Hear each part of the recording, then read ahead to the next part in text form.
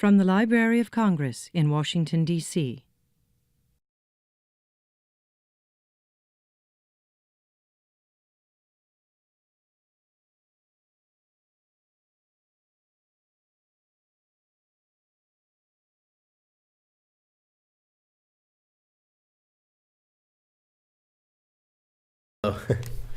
Thanks for coming. I'm Matt Blakely, the Program Support Assistant of the Poetry and Literature Center here at the Library of Congress, and I want to welcome you to our third and final Literary Birthdays event of the spring, celebrating poet and writer Countee Cullen. Let me ask you that you turn off your cell phones or any other electronic device you have that might interfere with our event. And let me tell you a little bit about the Poetry and Literature Center. We are the home of the Poet Laureate Consultant in Poetry and put on literary readings, lectures, and panels of all sorts throughout the year. If you would like to find out more about events like this, please take an events sheet on your way out and/or sign up on our sign-up sheet to receive emails. You can also visit us at www.loc.gov/poetry. We are thrilled to honor one of America's great voices and what would have been his 111th birthday. You can read more about Cullen and about our two featured readers, Rowan, Ricardo, Phillips, and Tim Seibles in our print program. We're thrilled to have them both here. A word about the program. Our two featured readers will read their favorite Cullen selections and connect them to their own work. Following their readings, Adrienne Cannon of our manuscript division will say a few words about the tabletop display of Cullen materials in our collection and about the invaluable work her division does to ensure that future generations can connect to the exemplars of our culture. To learn more about the library's manuscript division, you can visit its website at www.loc.gov/rr/MSS. And now, please join me in welcoming Rowan, Ricardo, Phillips, and Tim Seibles.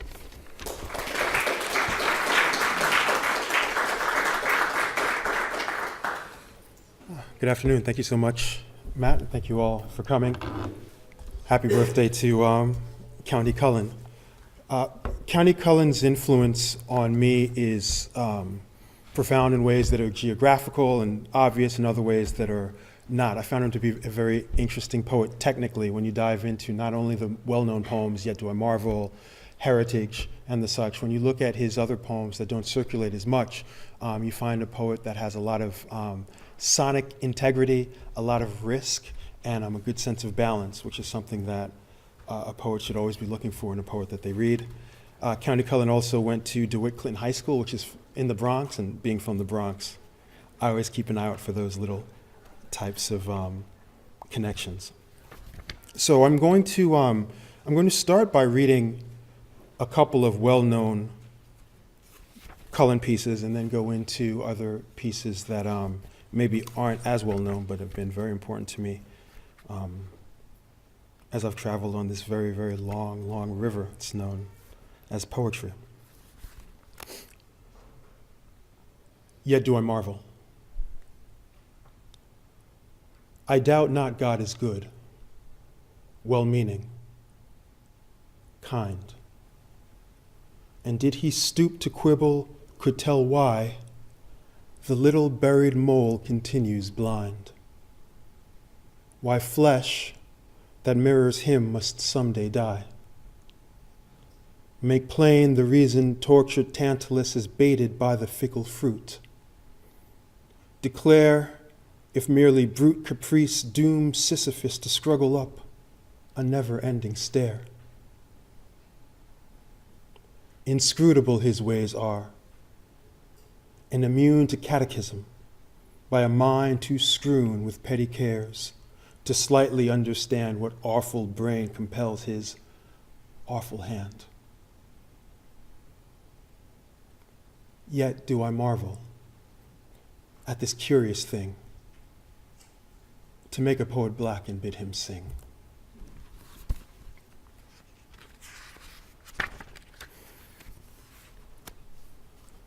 Incident. I live in New York. I was born and raised in New York, and coming down here, I pass by Baltimore, and whenever I pass by Baltimore, this poem automatically flashes in my head. So I'm happy to read it now after having traveled through there. Incident for Eric Walrand. Once, riding in old Baltimore, head filled, heart filled with glee, I saw a Baltimorean keep looking straight at me.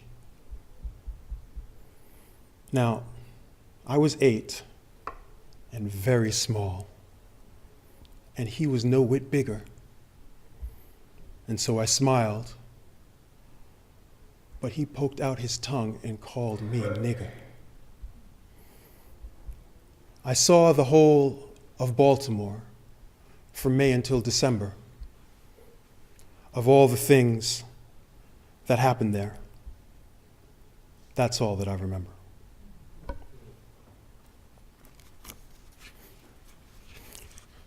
I think one of the marvels of that poem is that it's so small, and yet it's about how one incident, one word, can eradicate half a year of experience and 2 seasons. And there are few poems in our language that can really kind of encapsulate so much human loss and human feeling in such a small space. It's a real marvel of a poem for that. For a singer. Death clogged this flute at its highest note. Song sleeps here mute in this breathless throat.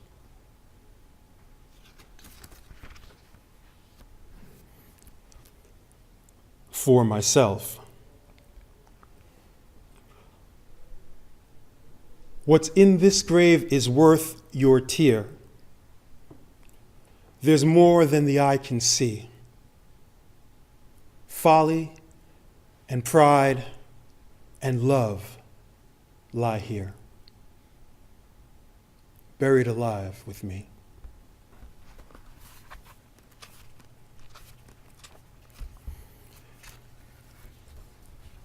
This Cullen poem is titled In Memory of Colonel Charles Young. Charles Young lived from 1864 to 1922. It's really fascinating if you think about those dates. It's a really fascinating span of time to be alive. He was the highest ranking African-American individual in the US military at the time. And he died, I believe, of malaria while he was serving in Nigeria. He was a very famous figure. He was eulogized both by Du Bois and by Franklin Delano Roosevelt upon his death.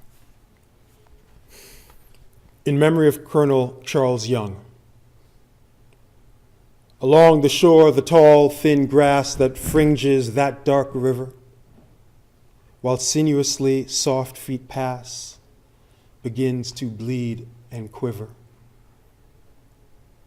The great, dark voice breaks with a sob across the womb of night.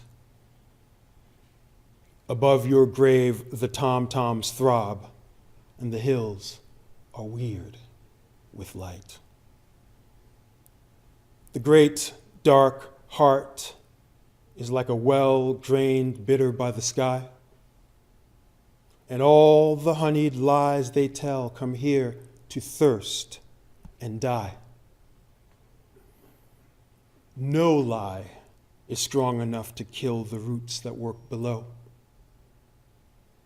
From your rich dust and slaughtered will, a tree with tongues will grow.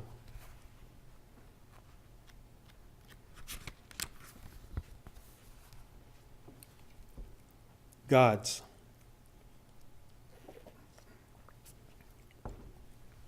Gods.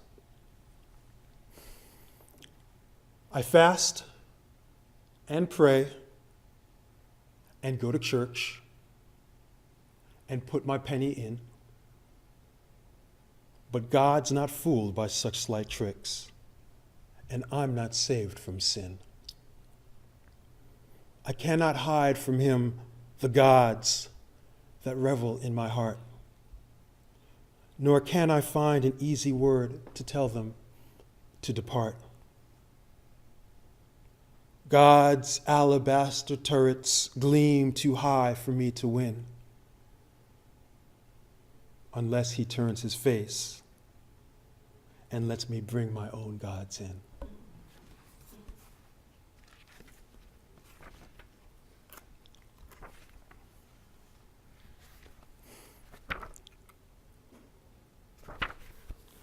The spark.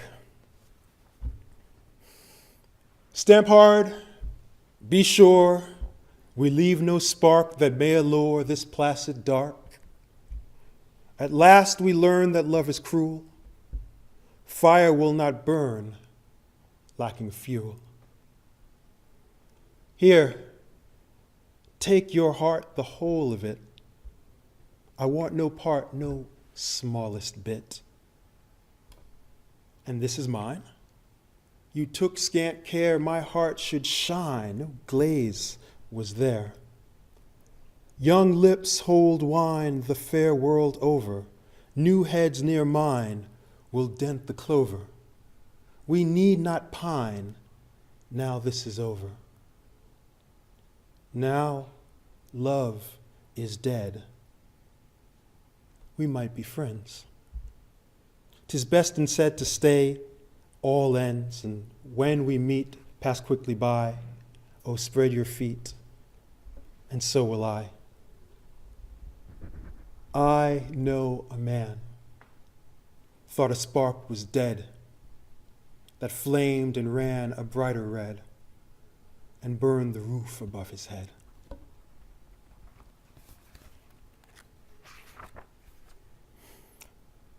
Song of the Rejected Lover. With silver bells scarce sounding at the pace, slow riding down from courtly Camelot, roused from the splendor of her escort's grace, Queen Guinevere turns cold to Lancelot. For love of me, Elaine has kissed death's face. For love of me is grief in Astolat. While for the warm delight of my embrace, Queen Guinevere turns cold to Lancelot. Thou slender cruelty and slim distress, let each to each forgetful and forgot abide. For me, a dream dark loveliness, Queen Guinevere turns cold to Lancelot.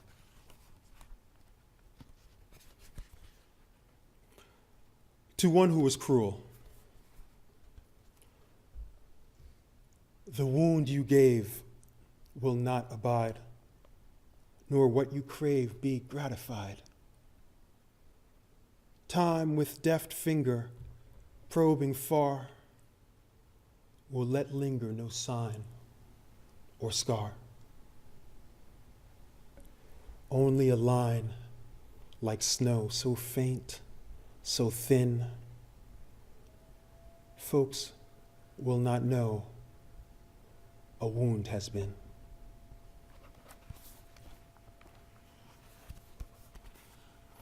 I'm a very slow reader, I'm sure as you're noticing, but that's part of the reason that I love Cullen, because Cullen's poems can be read very quickly because there's a lot of A, B rhyme. But if you go through them really quickly, you kind of fall into this tendency of sound that I don't think he was writing with.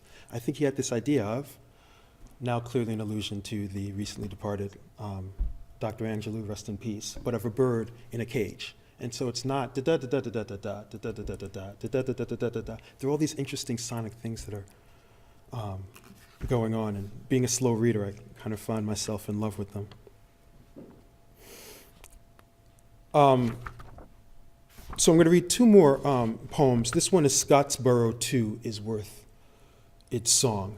I find this to be incredibly poignant, not just for the Scottsboro boys, of course for the Scottsboro boys, but also that 2 is very telling because it also echoes Whitman's 2, and then of course Hughes's 2 as well. I find that 2 to be a very American, and particularly for American poetry, a very telling mark. Scottsboro 2 is worth its song, a poem to American poets. I said, now will the poets sing. Their cries go thundering, like blood and tears into the nation's ears, like lightning dart into the nation's heart. Against disease and death and all things fell, and war, their strophes rise and swell to jar the foe smug in his citadel. Remembering their sharp and pretty tunes for Sacco and Vanzetti, I said, here too's a cause divinely spun for those whose eyes are on the sun. Here in epitome is all disgrace and epic wrong, like wine to brace the minstrel heart and blare it into song. Surely, I said, now will the poets sing. But they have raised no cry. I wonder why.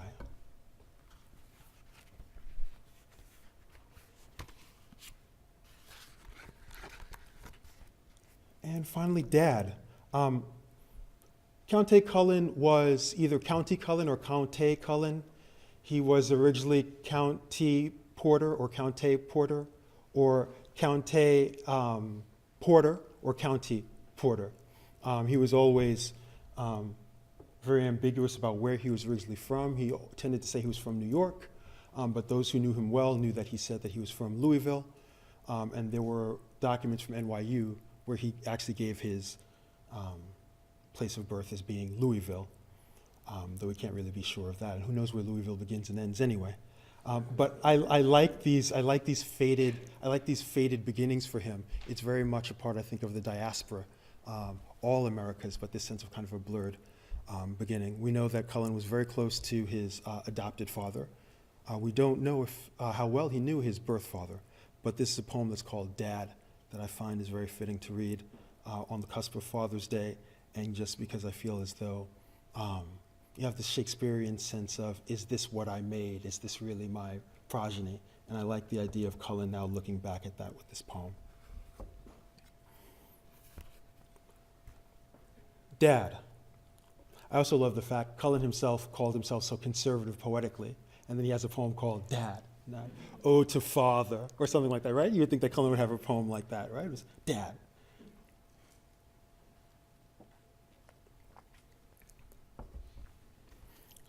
Dad.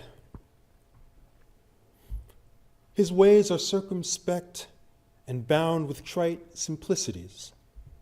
His is the grace of comforts found in homely hearthside ease. His words are sage and fall with care, because he loves me so. And being his, he knows I fear the bit dizzy path I go.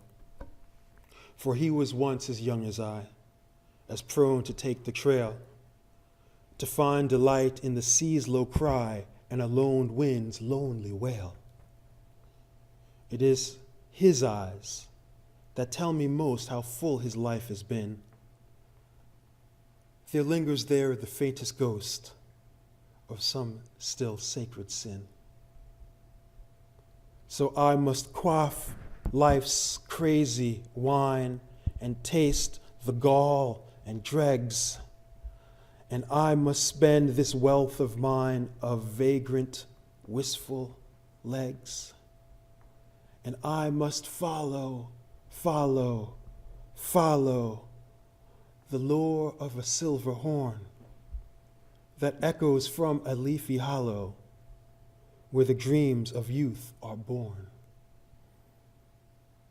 Then, when the star has shed its gleam, the rose its crimson coat, when the beauty flees the hidden dream, and Pan's pipes blow no note, when both my shoes are worn too thin, my weight of fire to bear, I'll turn like Dad, and like him win the peace of a snug armchair.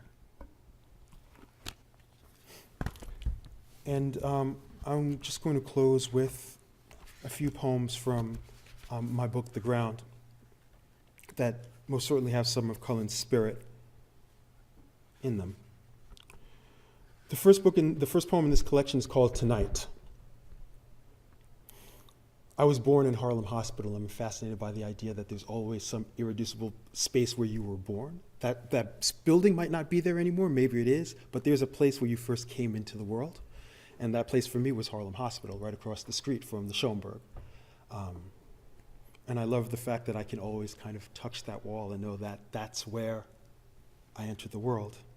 At 11:57 p.m. Almost don't have my birthday. Tonight. In the beginning was this surface, a wall, a beginning. Tonight it coaxed music from a Harlem cloud bank. It freestyled the smoke from a stranger's throat. It stole thinned gin. It was at the edge of its beginnings, but outside, looking in.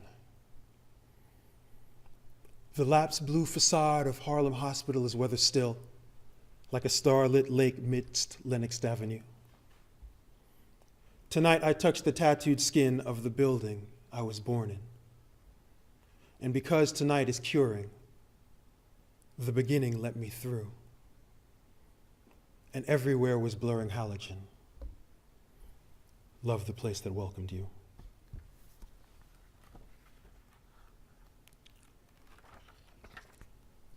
And this poem is called Proper Names in the Lyrics of Troubadours, like I was just talking about Cullen's name. This is, everyone should, I assume everyone in here writes poetry, everyone should write a poem about their name, even if your name is John.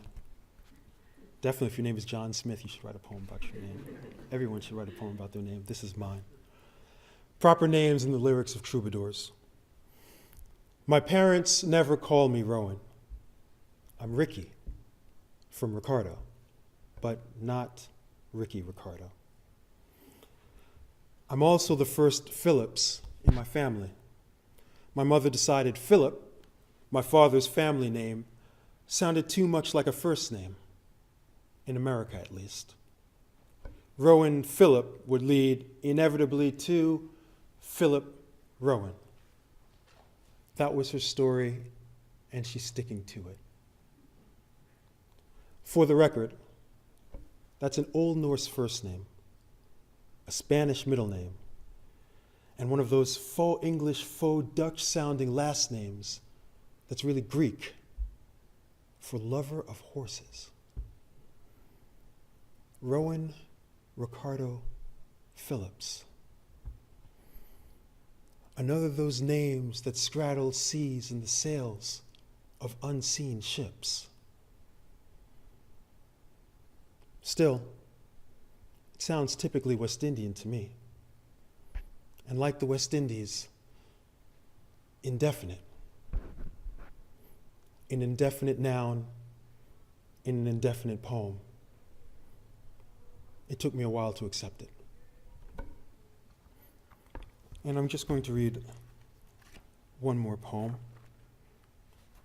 We all take Countee Cullen to heart as a New Yorker. So I'm going to finish with a New York poem. This poem is called Mapamundi. Mapamundi.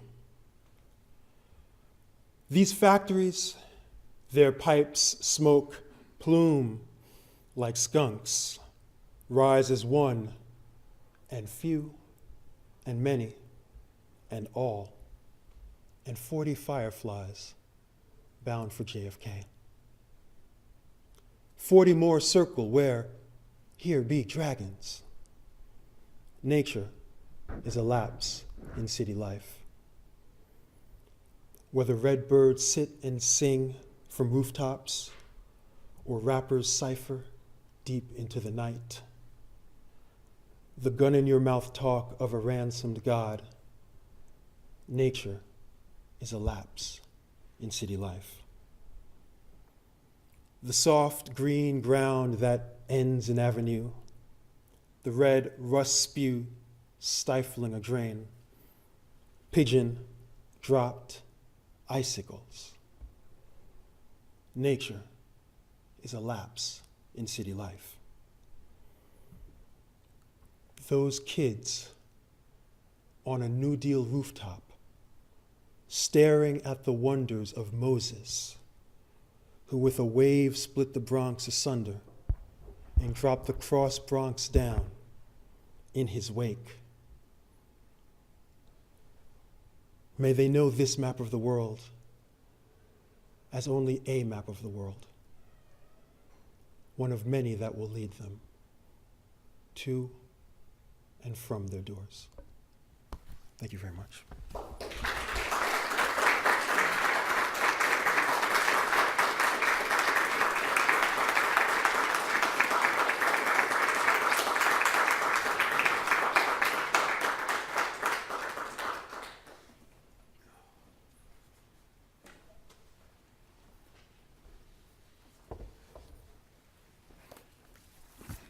It's a real pleasure to be here.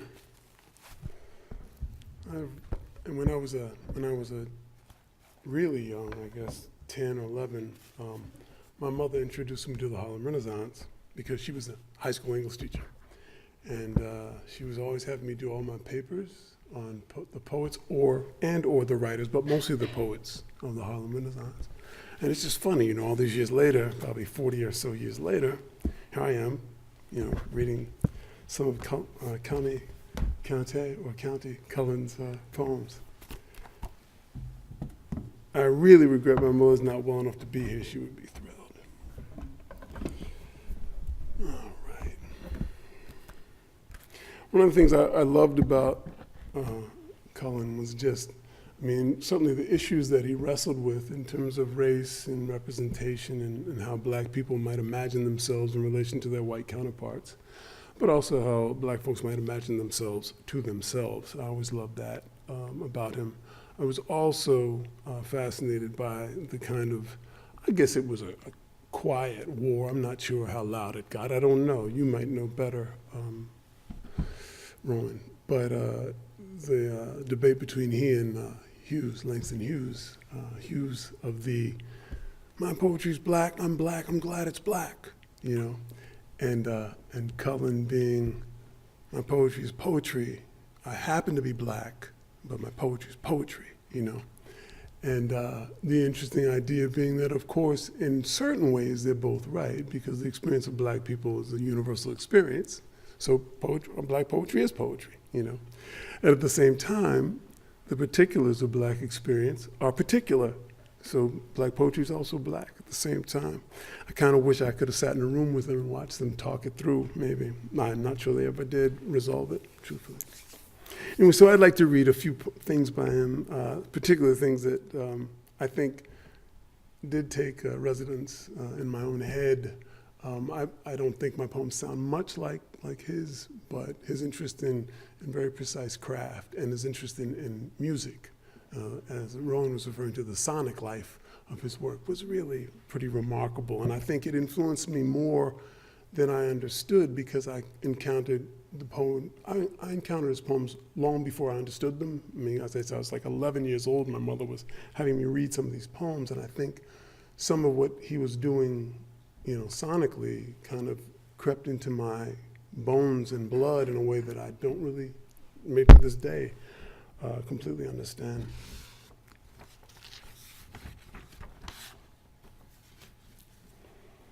Really like this poem. It's called Tableau. I love it because clearly, I think my impression is that he was tortured in a lot of ways in terms of his dealing with the world as we see it and as he knew it then, of course. But he was also a big-time dreamer, and I thought daring, and took risks that I'm sure in his time were pretty big. This is Tableau. It's from his first collection, I believe, Color. Locked arm in arm, they cross the way. The black boy and the white. The golden splendor of the day. The sable pride of night. From lowered blinds, the dark folk stare, and hear the fair folk talk. indignant that these two should dare in unison to walk, oblivious to look and word. They pass and see no wonder that lightning, brilliant as a sword, should blaze the path of thunder.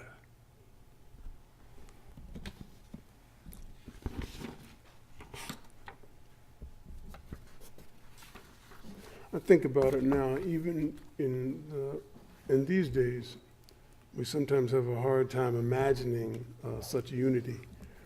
But in Cullen's time, I imagine that was like imagining man on the moon, right?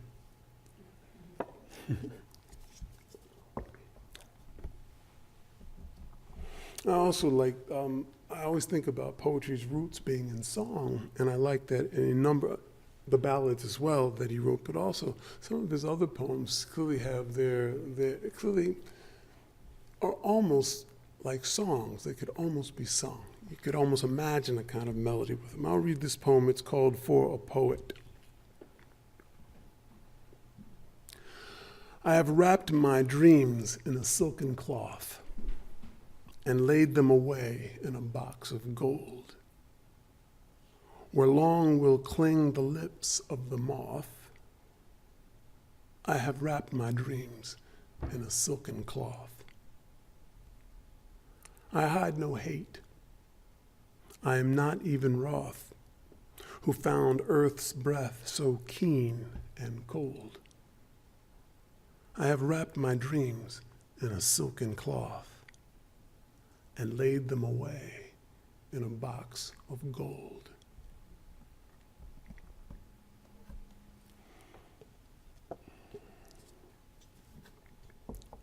And we do think of I had often thought of him before I began reading more and more of him for this particular event. I often thought of him as being, really, really serious all the time. But he liked to play too in words. And this is one of those quatrains where I think this comes out. It's called For a Pessimist. He wore his coffin for a hat, calamity his cape, while on his face a death's head sat and waved a bit of crape.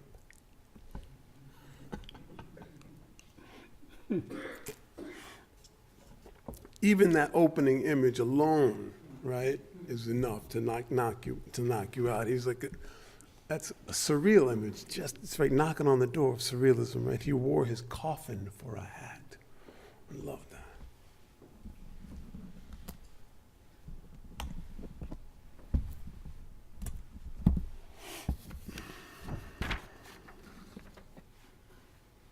And then this lovely sonnet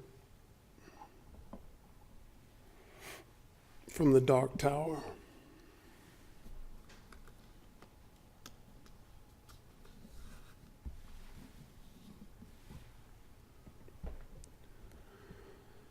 We shall not always plant while others reap the gold increment of bursting fruit, nor always countenance abject and mute that lesser men should hold their brothers cheap.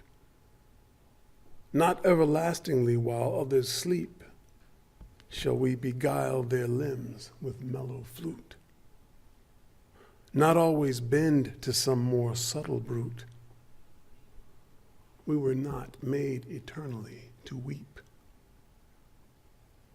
The night whose sable breast relieves the stark white stars is no less lovely being dark, and there are buds that cannot bloom at all in light, but crumple piteous and fall.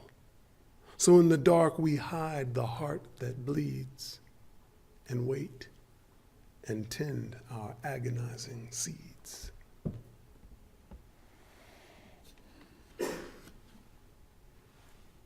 I think about a lot of course, I mean, the roots of the Black Arts movement In the 60s, of course, the roots, of course, are in the Harlem Renaissance.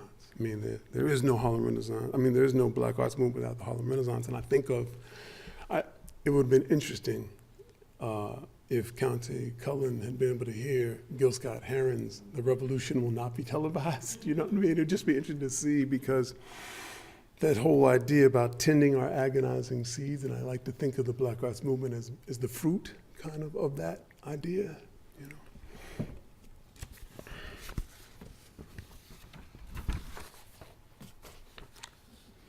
I'll read this poem. This is a poem I also stumbled into, also that has some of his playfulness in it.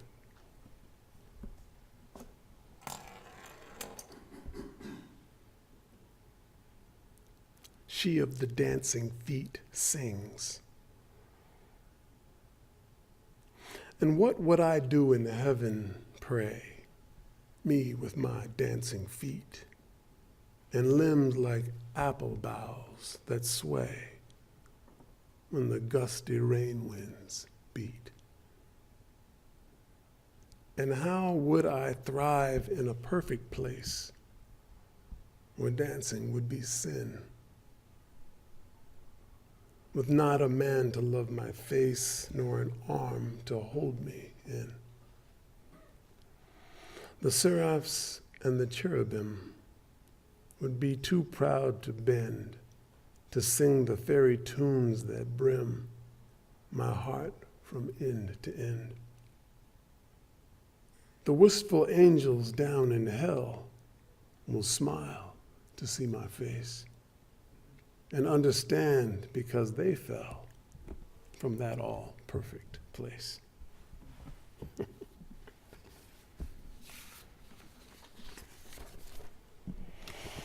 To me, the poem that, and I was talking to Rowan earlier about, should I read Heritage? But I have to read Heritage, right? I have to. Even though probably everyone in here knows that poem, I mean, I haven't heard it aloud, and maybe you haven't heard it aloud in a while also. So I'll read it.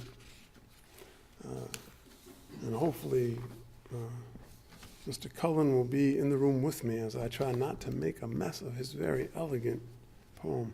But one of the things I so love about this poem, of course, is that it's really this raw embodiment of him wrestling with these issues of identity. And even though at this point, I think, at least in large part, some of the questions about who Black people are and who we are in our work or who we are in America, some of those questions feel resolved to me.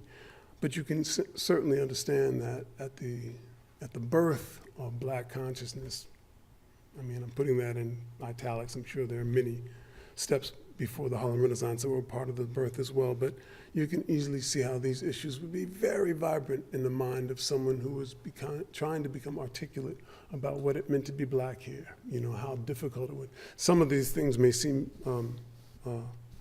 maybe obvious now, but I think then you can easily understand that it would have been much harder to say with certainty what it means, to be here and who we are in relation to Africa, and especially given the dearth of knowledge about what the African continent meant and was, and who was there, and so on.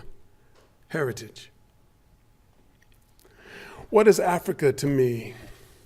Copper sun or scarlet sea, jungle star or jungle track, strong bronzed men or regal Black women from whose loins I sprang when the birds of Eden sang. 3 centuries removed from the scenes his father loved, spicy grove, cinnamon tree. What is Africa to me? So I lie who all day long want no sound except the song sung by wild barbaric birds goading massive jungle herds, juggernauts of flesh that pass, trampling tall defiant grass, where young forest lovers lie plighting troth beneath the sky. So I lie, who always hear, though I cram against my ear, both my thumbs, and keep them there, great drums throbbing through the air, So I lie whose fount of pride, dear distress and joy allied is my somber flesh and skin, with the dark blood dammed within, like great pulsing tides of wine, that I fear must burst the fine channels of the chafing net, where they surge and foam and fret. Africa, a book one thumbs listlessly till slumber comes. Unremembered are her bats circling through the night, her cats crouching in the river reeds, stalking gentle flesh that feeds by the riverbank. No more does the bugle-throated roar cry that monarch claws have leapt from the scabbards where they slept. Silver snakes that once a year doff the lovely coats you wear. Seek no covert in your fear, lest a mortal eye should see. What's your nakedness to me? Here no leprous flowers rear fierce corollas in the air. Here no bodies sleek and wet, dripping mingled rain and sweat, tread the savage measures of jungle boys and girls in love. What is last year's snow to me? Last year's anything. The tree, budding yearly, must forget how its past arose or set, bough and blossom, flower, fruit. Even what shy bird with mute wonder at her travail there, meekly labored in its hair. 3 centuries removed from scenes his father loved, spicy grove, cinnamon tree. What is Africa to me? So I lie who find no peace, night or day, no slight release from the unremittent beat made by cruel padded feet, walking through my body's street. Up and down they go and back, treading out a jungle track. So I lie who never quite safely sleep from rain at night.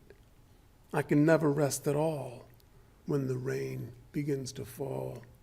Like a soul gone mad with pain, I must match its weird refrain. Ever must I twist and squirm, writhing like a baited worm, while its primal measures drip through my body, crying, strip, doff this new exuberance, come and dance the lover's dance in an old remembered way.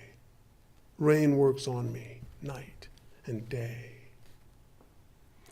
Quaint, outlandish, heathen gods, black men fashion out of rods, clay and brittle bits of stone in a likeness like their own. My conversion came high-priced. I belong to Jesus Christ, preacher of humility. Heathen gods are naught to me. Father, Son, and Holy Ghost, so I make an idle boast, Jesus of the twice-turned cheek.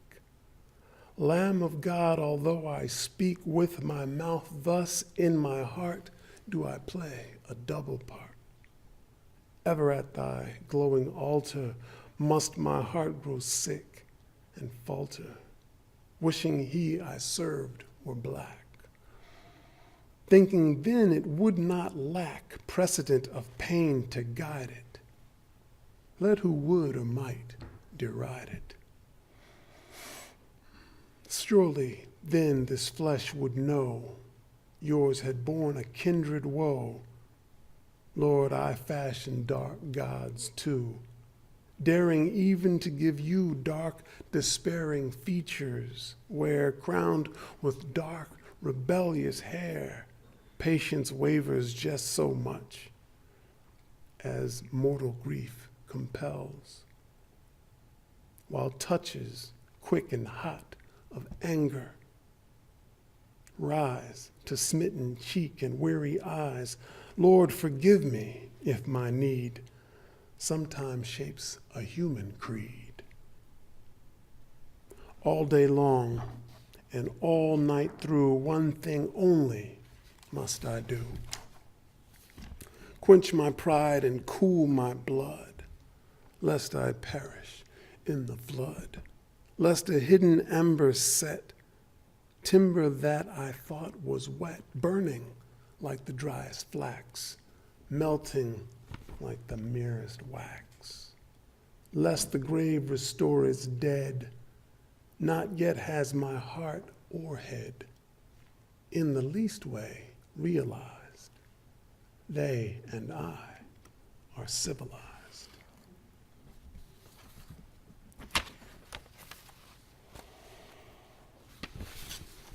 Just to sustain that kind of meditation and the kind of real grappling that he's doing is really kind of amazing. It's very hard not to feel a great debt to people who try to talk about such things, particularly in a context where the world, I should say America in particular, was in so many ways scoffing at such efforts. I'll read two poems of my own.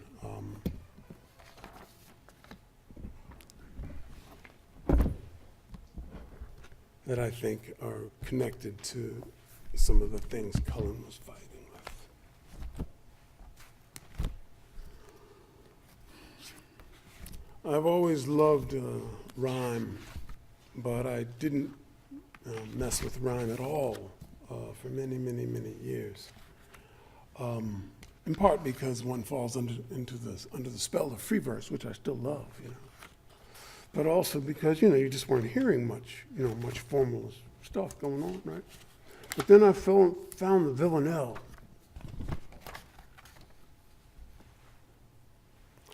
And so I somehow haven't been able to stop myself from writing them, I mean, there's something about it, there's something hypnotic about both end rhyme and the ways in which we can manipulate what's inside there, inside the lines. All right. Anyway, this is the Busy Blues Villanelle. I guess I give the blues nod to Langston Hughes. Busy Blues Villanelle. I chase my life, but my life gets away. My mental hinge is sitting pretty loose. Heavy Monday runs down the day. I worn my beard, but it still turns gray. Kiss the copper top, trying to steal some juice. I plead my case, but my life's in the way. Why move my mouth if my mouth can't say?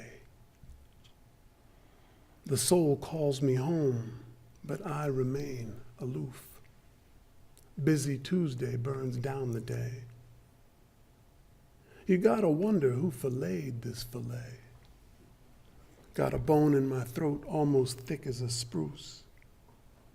I hold on to my life, then my life goes astray. I'm back on my back like my bug's been sprayed. Whose funky chickens have come home to roost? Another run undoes the day. If gospel was gospel, I just might pray. Them green eggs and ham didn't save Dr. Seuss. I rub the lamp, but the genie walks away. You tune up your car, but your car won't play. Smoke some herb so you can get your heart loose. Busy Wednesday breaks down the day. They tell me I'm lucky. It don't feel that way. Seems like I'm the black cat on a hot tin roof. I plead with myself, but myself won't stay. Always busy, another day redoes the day. And I'll close with this poem.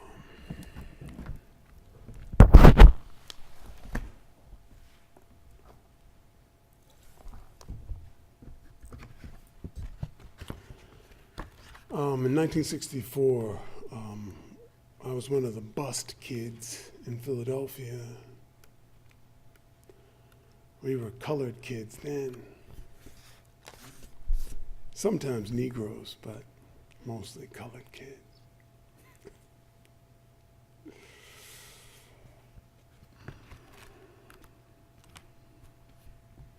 This poem's called The Word, 1964 to 1981.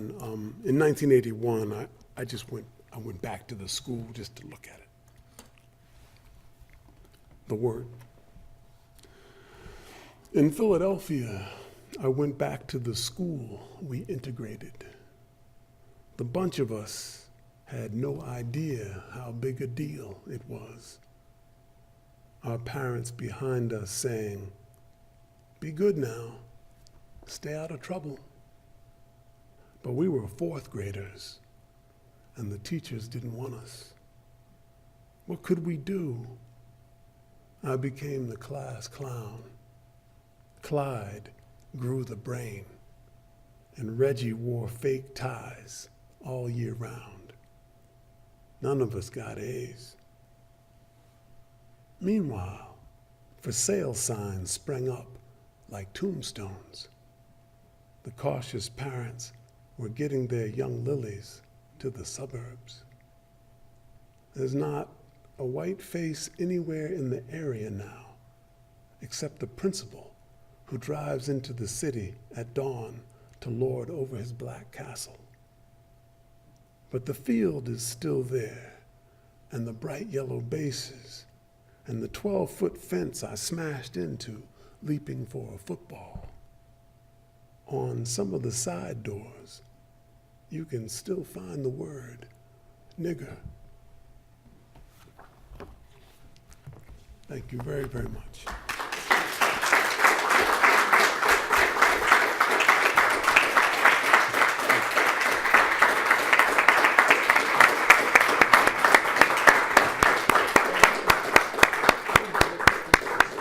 Well, I don't know about you guys, but I needed that on a Friday. Thank you so much. It was a gift to have you guys here. But it's not over.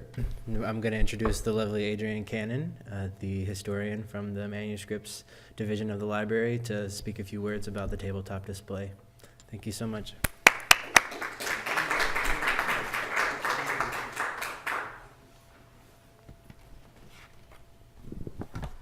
Thank you. Bring it down a little lower for short people. I'm going to preface the introduction of the manuscript display with just a few brief words about Cullen in honor of his birthday. In 1926, the photographer and author Carl Van Vechten said of Countee Cullen, quote, "As a poet, he ranks not only with the best Negro poets, but with the best contemporary American white poets." It was an accurate assessment. Cullen had received much acclaim from both critics and established poets for his first collection of poems, Color, published in 1925, when he was 22. Color was in its fifth printing by 1926. Among Negro poets, he was ranked with Paul Laurence Dunbar and Phyllis Wheatley, and touted as the poet laureate of the Harlem Renaissance, winning more literary awards than any other Black writer of the 1920s. Among contemporary American white poets, Cullen was compared to Edna St. Vincent Millay, on whom he had written his high school senior thesis, and the Manuscript Division has a substantial collection of Edna St. Vincent Millay papers. I was introduced to Cullen as a teenager through my reading of poetry anthologies, and later as a student at Oberlin College, I received formal instruction in his work from Calvin Hurton, who taught African and African American literature there. The Manuscript Division has two small collections of Countee Cullen papers. The first collection is part of the Harmon Foundation records, which were donated in 1966. Established by an endowment in 1922, the Harmon Foundation provided guidance for students, training programs for nurses, and beginning in 1926, awards for, quote, the constructive achievements among Negroes. The fields of competition for monetary awards included literature, music, and the fine arts. Cullen was the first recipient of the Harmon Foundation Literature Award for his volume Color. His applicant file contains about 20 items, including correspondence, photographs, recommendations, and printed matter related to the award. The second collection of 11 letters and 2 literary manuscripts was purchased in 1999 from William W. Layton, who in turn purchased them from manuscript dealers decades before. In 1971, Mr. Layton became the first African American to serve on the official staff of the Federal Reserve, where he was Director of Affirmative Action Hiring throughout the Federal Reserve System. He was also a collector of historical manuscripts, primarily related to the abolitionist movement and the Civil War. Mr. Layton donated portions of his collection to public institutions and helped found the Fort Collier Civil War Center in Winchester, Virginia. He also allowed the National Archives to duplicate roughly 1,500 items from his collection on microfilm. The display draws from both collections, and the captions for the items offer additional information about Cullen and his work. The major collections of Cullen's papers are housed at Tulane University Amistad Research Center. Those papers were given by his second wife, Ida Robeson Cullen, in 1970. And also in Atlanta University, there is a collection that was donated by his friend, Harold Jackson, in 1942 as the Harold Jackson Collection of Contemporary Negro Life. Upon Jackson's death in 1961, it was renamed the Countee Cullen Harold Jackson Memorial Collection.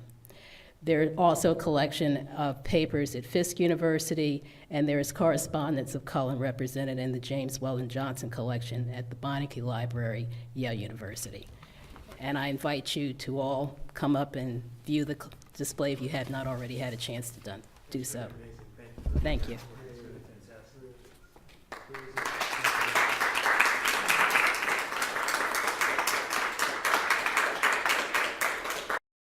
This has been a presentation of the Library of Congress.